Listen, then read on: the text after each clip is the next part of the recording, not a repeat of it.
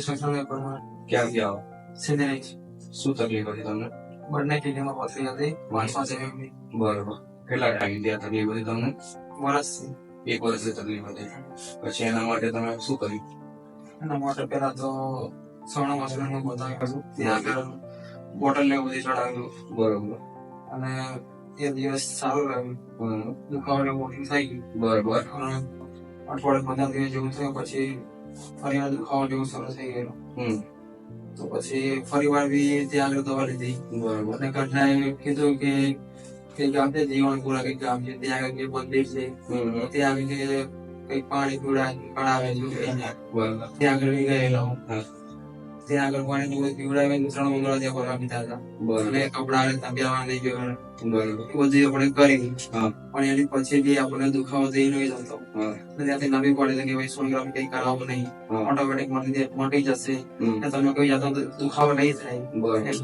પણ મહિના પછી તો મારી પાસે દુખાવો શરૂ થઈ જાય. તો મારા એક મિત્ર છે, ચિરાગભાઈ કરી છે, તો એમને મને વાત કરી. એમને મને વાત કરી કે મારા મિત્ર છે હરભાઈ કરી કે એમને હોમિયોપેથિક ડોક્ટર છે, તો કે એમના ત્યાં જાઓ, એમના ત્યાં તમને રિઝલ્ટ મળી જશે. તો પછી મેં તમારો કોન્ટેક્ટ કર્યો અને હું ત્યાં કરવામાં આવ્યો. અને જે બી તમે મને સજેશન કર્યું, મારી તકલીફ વિશે તમે જાણી, તો તમારે આ થઈ જાય તો તમારે દવા કરવી પડશે. અને એને હું અનુસરી. કેટલા ટાઈમમાં આપણે કહેવાય તમને પથરીમાં આરામ થાય? હવે આમાં તો ટાઈમ તો મારે 5 થી 6 મહિના થયો છે. પણ વચ્ચે મારી ભૂલ હતી કે મેં દવા મૂકી દીધી. મારા પર્સનલ કઈક રીઝન હતા જેના મેં દવા મૂકી દીધી. બાકી મારી ભૂલ હતી, નહીં તો મને 2 થી 3 મહિના મને રિઝલ્ટ મળી જાય. અને સારું રિઝલ્ટ મળી છે તો બી મને પથરી નીકળી છે? પથરી નીકળી ગઈ છે. પછી સોનોગ્રાફી કે સોનોગ્રાફી કરાય છે. એમાં બતાવતા ને? નહીં, એવું નથી બતાવ્યું. તમે હવે શું કહેવા માંગશો કે હોમિયોપેથીમાં પથરી વિશે નિદાન છે?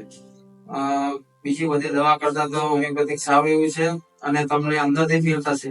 બરાબર. તમને જેવી પથરી તમને અનુભવે છે, દુખાવા જેવી છે, દુખાવા સાથે તમને નીકળશે.